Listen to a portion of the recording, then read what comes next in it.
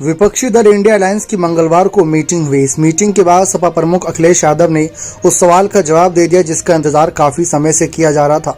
बता दें, इसे लेकर विपक्ष के कुछ नेता काफी समय से अपनी मांगे सामने रख रहे थे।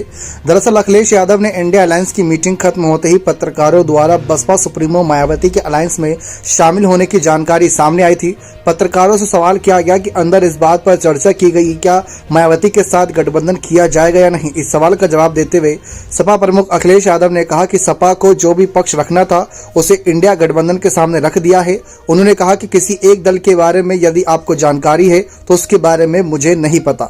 इसी के साथ अखिलेश यादव ने अपनी बात में आगे कहा कि सीटों पर बंटवारा बहुत ही जल्द होगा और हम जल्द ही जनता के बीच भी दिखाई देंगे। हालांकि इंडिया की बैठक में शामिल हुए अखिलेश यूपी के लिए सपा का पीडीए यानी पिछड़ा दलित और अल्पसंख्यक का फॉर्मूला नहीं भूले।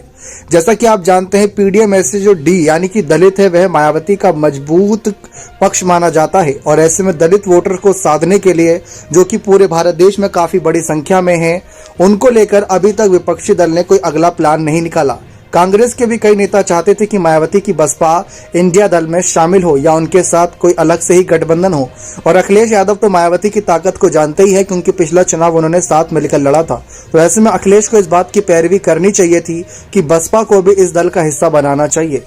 जबकि अखिलेश यादव 2 दिन पहले ही इस बात को लेकर बातें साफ करते नजर आए थे कि मायावती की बसपा भाजपा के साथ नजदीकियों में है।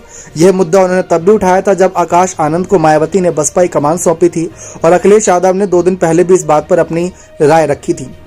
तो ये बात साफ है कि अब कोई दल भी नहीं चाहता कि मायावती की एंट्री इंडिया अलायंस में हो और मायावती खुद भी नहीं चाहती कि विपक्षी दल का हिस्सा बने। लेकिन विपक्ष इस बार जिस तरीके से रणनीतियां बना रहा है, दलित प्रधानमंत्री बनाने की चाहत रख रहा है और मल्लिकार्जुन खड़गे को आगे कर सकता है, तो ये मायावती के लिए बड़े नुकसान की बात होने वाली है। बने रहे चैनल के साथ। बहुत बहुत धन्यवाद।